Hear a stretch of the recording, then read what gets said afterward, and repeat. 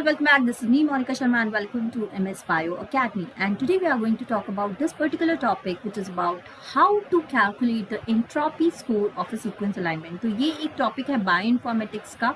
So let's take that and find it out कि किस तरीके से easily हम ये entropy score calculate कर सकते हैं. Sequence alignment, अगर हमें कोई sequence दे दिया गया है और उसका पूछा गया है entropy score पता करिए, तो क्या ट्रिक है, क्या फॉर्मूला है, कैसे सॉल्व करते हैं, let me tell you that.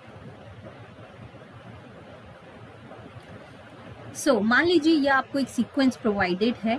Okay, अब इस सीक्वेंस का आपसे पूछा गया है कि एंट्रोपी स्कोर निकालिए. ऑलराइट, तो कैसे करोगे? इसके लिए बहुत ही सिंपल फॉर्मूला है. आपको एंट्रोपी एक कॉलम का निकालना है. तो बेसिकली कॉलम क्या है? आपको ये जो पूरा सीक्वेंस दिया गया है, आपको इसको एक टैबुलर फॉर्म में आप पहले लिख लीजिए. ओके, तो ये एक कॉलम हो जाएगा, मतलब कि इनको ऐसे टैबुलर फॉर्म में बना लीजिए इस तरीके से. तो एक column, second column, third column. So this will be your first column, second column, third column, fourth column. Right, तो जैसे कि मैंने यहाँ पे लिख लिया है. राइट, तो ये एक आपकी टेबल फॉर्म हो गई, टैबुलर फॉर्म में. Let's write it down and this will be your column number 1, 2, 3 and 4. तो एक इंडिविजुअल कॉलम का हम एक पहले एंट्रोपी निकालेंगे. ओके, तो हर कॉलम की इंडिविजुअल एंट्रोपी निकालेंगे और उन सबको फिर ऐड कर देंगे. That will give you the entropy score of your whole sequence. Okay, तो कॉलम की एंट्रोपी पहले कैसे निकालते हैं? उसके लिए फॉर्मूला होता है विच इज माइनस, ब्रैकेट में डालो आप, प्रोबेबिलिटी ऑफ द लेटर.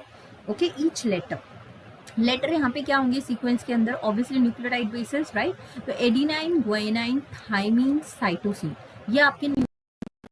तो हर किसी की एक प्रोबेबिलिटी जो है उस कॉलम में कितनी बार आ रही है, वो आपकी प्रोबेबिलिटी आपको डालनी है यहाँ पे इस फॉर्मूले के बेसिस पे. फॉर एग्जांपल मैं आपको ये दिखा देती हूँ कैसे सॉल्व कर रहे हैं हम. लेट्स सपोज ये है हमारा फर्स्ट कॉलम का. ओके, तो पहले हम कॉलम नंबर 1 का सॉल्व करते हैं. ओके, तो यूजिंग दिस फॉर्मूला ओनली, यही फॉर्मूला हम यूज करने वाले हैं. ओके, तो माइनस डाला हमने, ब्रैकेट में लेंगे probability of A log P. Right, P means probability. तो यहाँ पे कितनी बार आ रहा है आप कॉलम 1 में देख सकते हो. A कितनी बार आ रहा है? 1, 2, 3. Out of how many? 4 bases are there in the sequence in the column.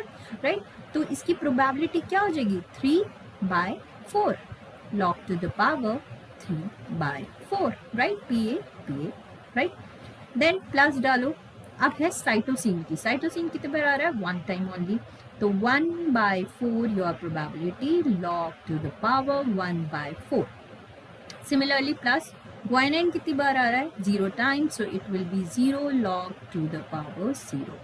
Again then your thymine is again 0, so plus 0 log 0. Right, तो ये आपका फॉर्मूला क्रिएट हो गया. अब इसको सिंपल आपको सॉल्व करना है. ओके, लॉग की वैल्यू देखो, 3/4 की लॉग की वैल्यू क्या होती है, इसकी वैल्यू क्या होती है? 1/4 को जस्ट ऐड करना है आपको सिंपल. सिमिलरली हम कॉलम 2 का फाइंड आउट करेंगे. ऑलराइट, तो कॉलम 2 का देखो, मैं यहाँ पे दिखा देती हूँ आपको. कॉलम 2 क्या होगा? ईजी है बहुत. पहले हमें एडिनाइन का देखना. एडिनाइन कितनी बार आ रहा है? 1 टाइम ओनली कॉलम में. राइट, तो मैं डाल दूंगी यहाँ पे. हमेशा माइनस याद रखना, ये माइनस को मत भूलना, क्योंकि इससे पूरा आपका नेगेटिव प्लस साइन चेंज होगा और जब फाइनल एडिशन करोगे आप तो उसके ऊपर आपकी वैल्यू डिपेंड करेगी. तो माइनस को याद रखें. राइट, तो यहाँ पे हो जाएगा 1 times out of 4, so 1/4 your probability of adenine. Like, तो लॉग 1/4 हो गया. प्लस साइटोसिन कितने बार है? Again 1/4 log 1/4. Right, then plus guanine कितनी बार है? 2 times, so 2/4. 2/4 means that will be your 1/2 only. Right, so 1/2 log 1/2 plus your thymine is 0. It is not there, so 0 log 0. Okay, that will be your done. So 0 log 0 की value 0 होती है, तो this will comes to 0 only.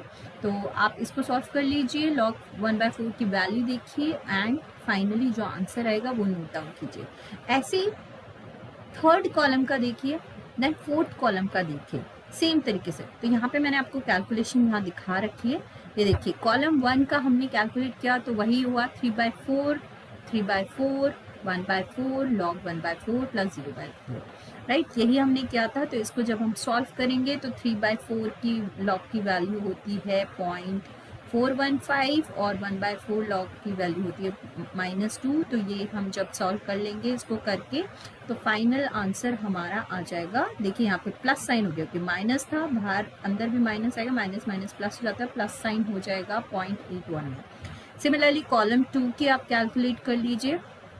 Column 2 का भी आपका value इस तरीके से आ जाएगा। कॉलम 3 का कैलकुलेट कर लीजिए, ओके, एंड कॉलम 4 का कैलकुलेट कर लीजिए सेम वे से, ओके। सेम प्रोबेबिलिटी आपको देखनी है, फाइंड आउट करना है, लॉग वैल्यू डालनी है and then measure it, okay. तो जब चारों कॉलम का आप एंट्रोपी निकाल लो, now what you have to do, just individually in सारे कॉलम्स की जो वैल्यू आई हमें उन्हें सिर्फ हमें सिंपली ऐड कर देना है। That will give you the entropy score of your sequence. तो व्हाट आई डिड इज यहाँ पे कॉलम 1 की एंट्रोपी, कॉलम 2 की एंट्रोपी, 3 की एंट्रोपी एंड 4 कॉलम की एंट्रोपी को ऐड कर दिया है and finally we got the answer that is +3.072। That will be your entropy score of that sequence which was given, right. So ये होता है सिंपल मेथड सॉल्व करने का entropy score of any sequence line. So I hope clear हुआ होगा ये concept आपको। So thank you so much for watching, bye for now.